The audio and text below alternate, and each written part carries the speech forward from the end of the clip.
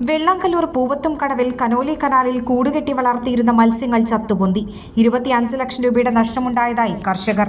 സർക്കാർ സഹായത്തോടെ വെള്ളാങ്കല്ലൂർ സ്വദേശികളായ 4 പേർ ചേർന്ന് നടത്തുന്ന മത്സ്യക്കൂട് കൃഷിയിലെ മത്സ്യങ്ങളാണ് ചത്തുപൊന്തിയത്. ഇന്നലെ മുതലാണ് മത്സ്യങ്ങൾ ചത്തു തുടങ്ങിയത്. ഷൺമുഖം കനാലിൽ നിന്ന് മലിനജലം പുഴയിലേക്ക് തുറന്നുവിട്ടതാണ് മത്സ്യങ്ങൾ ചത്തുപൊന്താൻ കാരണമെന്ന് കർഷകർ പറയുന്നു. 7 കൂടുകളിലായി വളർത്തിയിരുന്ന ചെമ്പല്ലി, കരിമീൻ, കാളാഞ്ചി എന്നീ മീനുകളാണ് ചത്തുപൊന്തിയത്. 1/2 കിലോ മുതൽ 2.5 കിലോയോളം തൂക്കമുള്ള മീനുകളാണ് കൂട്ടത്തോടെ ചത്തുപൊന്തിയത്. സുഹൃത്തുക്കളായ 4 പേർ ചേർന്നാണ് 4 വർഷം മുൻപ് സർക്കാർ സഹായത്തോടെ മത്സ്യകൃഷി ആരംഭിച്ചത്. കഴിഞ്ഞ ദിവസം മതിലകത്തും കൂട് കൃഷിയിലെ മത്സ്യങ്ങൾ ചത്തുപൊന്തിയിരുന്നു.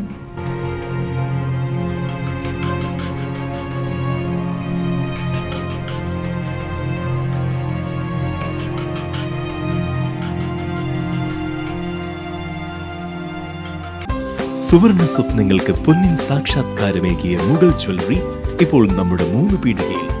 മുഗൾ ജ്വല്ലറി, 3 പീടിക and Tripura.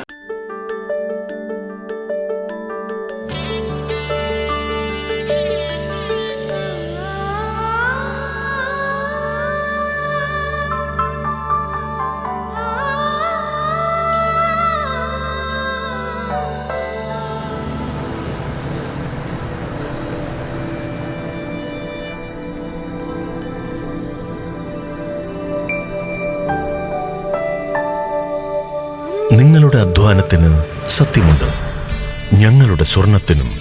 Ishara golden diamonds, Kodungallur road, Triprayar. സ്വർണത്തിന്റെ സത്യം.